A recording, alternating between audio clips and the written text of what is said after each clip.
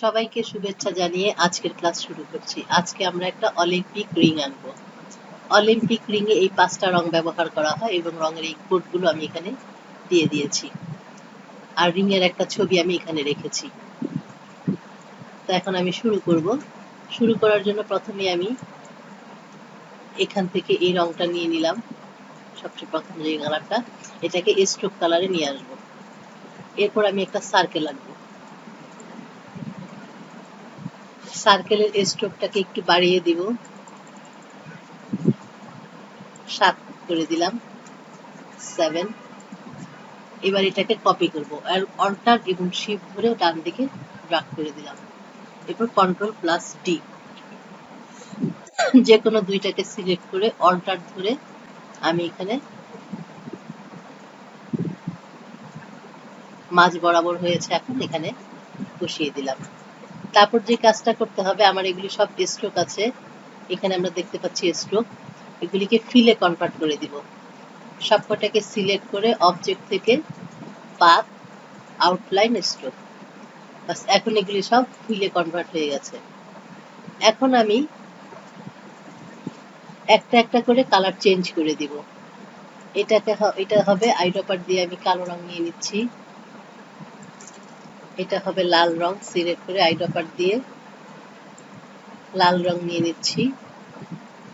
এটা হবে হলুদ রং, আইড্রপার দিয়ে হলুদ রং নিয়ে নিলাম। এবং সব শেষে এটা হবে সবুজ রং, আইড্রপার দিয়ে সবুজ রংটা নিয়ে নিলাম। এবার আমি একটা কাজ করব, সবগুলোকে সিলেক্ট করে পাথফাইন্ডার থেকে ডিভাইডে ক্লিক করব। ডিভাইডে ক্লিক করলে সবগুলি ছোট ছোট অংশে বিভক্ত হয়ে যাবে। ডিভাইড করে দিলাম।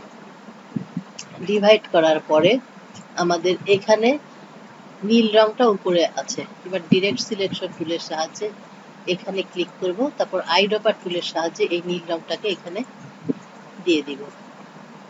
তারপর আবারও ডিরেক্ট সিলেকশন টুল দিয়ে এখানে সিলেক্ট করে এখানে আইড্রপার দিয়ে কালো রং দিয়ে দিলাম।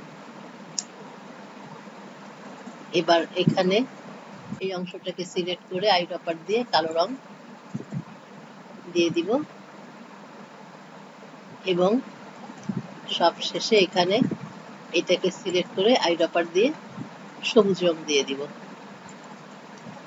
বাস আমাদের অলিম্পিক রিং তৈরি হয়ে গেছে। এখন অনেক এইরকম রিংও আমরা দেখতে পাই, আবার আরেকটা দেখতে পাই যে এটা চারিদিকে একটা সাদা বর্ডার থাকে। তো আমি সেটা কিভাবে করে সেটা এখন একটু দেখিয়ে দিই। এটা ঠিক আছে, এটা একরকম, আমি এটাকে সরিয়ে রাখলাম।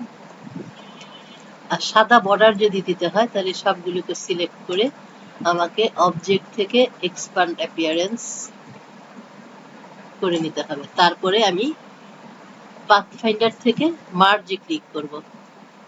মার্জে ক্লিক করার পরে আমি স্ট্রোকটাকে উপরে নিয়ে আসলাম, স্ট্রোকে আমি সাদা রং দিয়ে দিব, তাহলেই হয়ে গেল। আমরা অলিম্পিক রিং এরকম সাদা বর্ডার যুক্ত দেখতে পাই, আবার বর্ডার ছাড়াও দেখতে পাই। দুইটাই কিভাবে করতে হয় সেটা দেখলাম। আশা করি ভালো লেগেছে। আবার পরবর্তী ক্লাসে দেখা হবে।